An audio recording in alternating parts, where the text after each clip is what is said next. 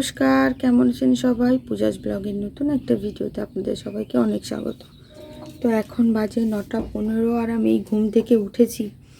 কালকে রাতে আমি শুয়ে পড়েছি আড়াইটে 2:45 দিকে আমি শুয়ে পড়েছি, কিন্তু আমার ঘুমই আসছিল না। 4:15-20 দিকে আমি লাস্ট উঠেছি। 3:30 দিকে আমি গিয়ে বসে বসে মুড়ি খেয়েছি, দিয়ে আমার ঘুম আসছে না। আমি ভাবছি বোধহয় খিদের জন্য ঘুম আসছে না, জানি না কেন। 4:15-20 সময় গিয়ে আমি লাস্ট তখনও পর্যন্ত ঘড়িতে দেখলাম টাইম ওরকম 4:20 মতন জেগে রয়েছি।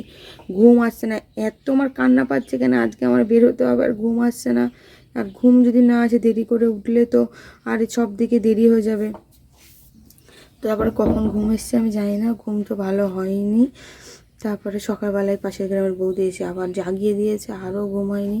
শরীরটা যেন কেমন একটা লাগছে, বলে বোঝানো যাবে না। তো এখন এই যে বাজে এখন 9:15 মতন। এবারে উঠেছি, এখন উঠে এই ঘরের কাজ করব। তো চলো কাজগুলো সব করে নিই।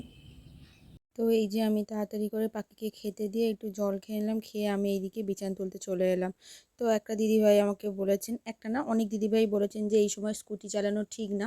তো হ্যাঁ, স্কুটি চালানো ঠিক না, তবুও আমি ডাক্তারকে জিজ্ঞেস করেছি। আর ডাক্তার বললো যদি তুমি শরীর তোমার দেয়, মাথা টাথা না ঘোরে, তাহলে তুমি আস্তে আস্তে ধীরে ধীরে সাবধানে চালাতে পারো। তো সেই জন্যই চালাচ্ছি। আর আর যদি নাই বা চালাই তাহলে কি হবে? তোমার নিজেকেই, যেহেতু আমি আমার নিজেই একাই ইনকাম করি, তো আমাকে তো কাজে যেতে হবে। আর আমার কাস্টমারের বাড়ি হচ্ছে এক জায়গায়, এখানে একটা, আবার ধরো 100 মিটার দূরে একটা, আবার ধরো 1 কিলোমিটার 2 কিলোমিটার দূরে একটা। তো এরকম করে তো গাড়ি করে তো যাওয়া যায় না। আর গাড়ি করে গেলেও তো মাল টালগুলো বয়ে নিয়ে যেতে হয়।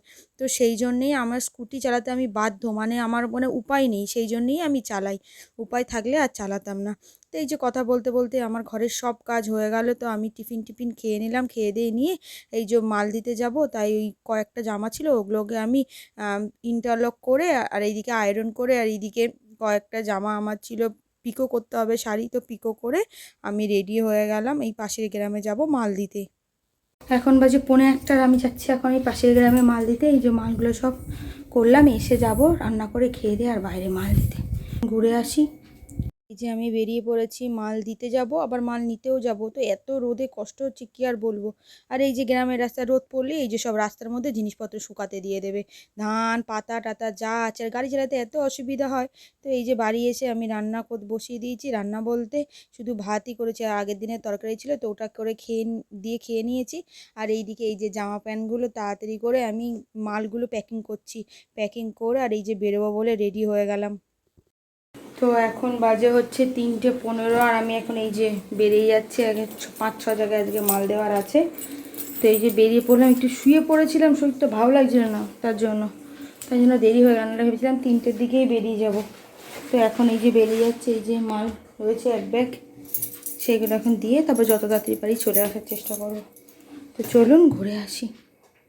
তো এই যে বেরিয়ে গেছি, আমি মাল দিতে যাব, নিউ টাউন যাবো। আজ নিউ টাউনেই সব জায়গায় আছে, অনেক জায়গায় বিশ্ব বাংলা গেট আশেপাশে সব দেবো। তো এই যে তাড়াতাড়ি করে চলে এলাম পেট্রোল পাম্পে তেল ভরতে, দেখলাম তেলের জায়গা পুরো ফাঁকা, আমি কি যে খুশি। তারপরে একটু হাওয়াও দিয়ে নিলাম গাড়িতে, অনেক দিন দেওয়া হচ্ছে না হাওয়াটা। তো দেওয়ার পর এই যে আমি মাল দিতে চলে এসেছি। তো এই যে এখন তো পুরো রোদ, আর কিছুক্ষণ পরই তুমুল বৃষ্টি শুরু হলো। আর কি করব, রেনকোট পরে নিলাম, আর কিছু বলার নেই।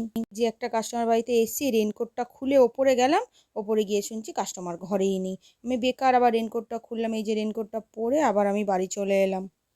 তো বৃষ্টি হয়েছে, জল জমে গেছে। তারপর আমাদের এদিকে দেখলাম 1 ফোঁটাও বৃষ্টি হয়নি। তারপর আবার হাফ রাস্তায় রেনকোটটা খুলে তারপরে গিয়ে বাড়ি এলাম।